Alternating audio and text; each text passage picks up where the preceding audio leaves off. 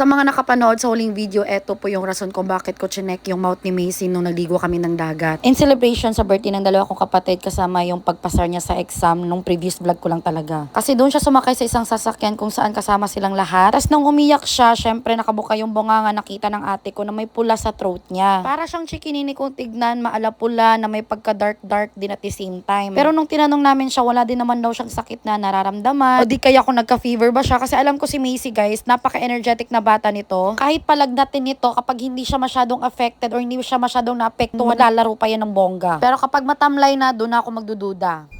So guys, kakauwi lang namin galing naligo ng celebration sa birthday ng ate ko at ng mami ko. Sister ko pa rin but I call her mami. So guys, ipapacheck up namin itong tingnan yung nangyari kay Macy. Yan. So, hindi namin alam kung saan galing yan. Nalaman na lang namin nung pinalo siya ng ate ko dahil nagkaaway sila ng anak. Tapos, pagkaiyak niya, pagkanganga ng bunganga, may pula na pala. So, ngayon, diretso kami sa Davao Doc. Oh, I hate this. But kailangan, wala naman siyang nafe-feel na any pain or what. Pero kailangan natin siya ipa-check up, girl. So, tara.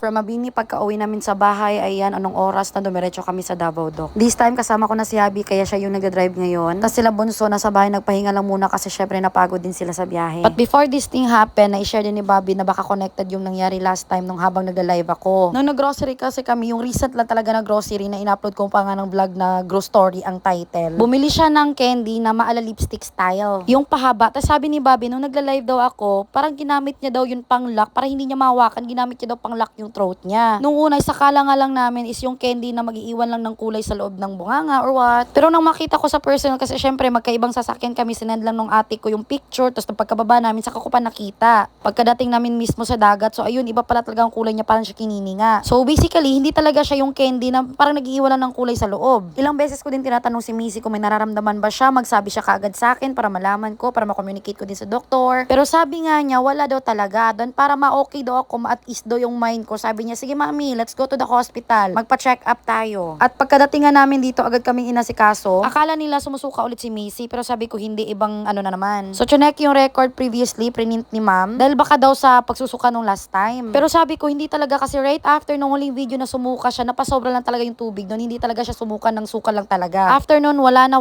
talagang suka, wala na siyang na-feel. So balik kumbaga, ibang case na to. Ayan, kitang-kita nyo naman si Macy, hindi naman siya matamlay dyan. At todo explain na ako. Ako kasi yung type of mother na very detailed talaga lahat nasasabi para talaga sure. So para mas mapadali, hindi na siya chinek yung parang same sa procedure last time na i-check pa yung BP and so on. Kung may lagnat ba or wala. So yung previous na lang ang binase namin. Print yung record para may basihan yung doctor na naka-assign on that day. Kaya nag-proceed na kaagad kami sa loob. I don't know pero sa lahat ng mga private hospital na napuntahan ko dito talaga ako mas okay kahit malayo sa amin dito. First reason ko dito ako nagkaroon ng second life kasi dito ako naoperahan agad-agad. Hindi kami dinadaan-daanan ng mga doktor pagkadating inisikaso ka agad at nagpa-schedule for operation. Sinabayan din kami ng ER staff tsaka nirelay lahat ng mga in-explain ko. Tapos eto, chinek na nga nila ulit ang mouth ni Macy at laking gulat nila nang makita yung pamumula nito sa loob. Tapos after mga ilang minuto, dumating na din yung isang nag-assess. Dito din na time, sinabihan ko si Macy kung totoo nga ba yung sinabi sa akin ni Papa Angelo niya last time nung nag-live ako na dahil yung sa candy na lipstick. Tapos sinabihan ko din siya na hindi talaga mag-live para malaman talaga ng doktor kung ano talaga yung totoong nangyari. At magamot kung ano man ang pwedeng magamot. Tapos dito din na-confirm na tama nga yung sinabi ni Bobby kasi sabi niya lip balm daw kako na candy. While waiting ka, Doc, nag-assist muna sila ng other patients. At eto nga ang sabi ni Doc. Guys, update. So, pinauwi lang kami kasi wala na din naman kasing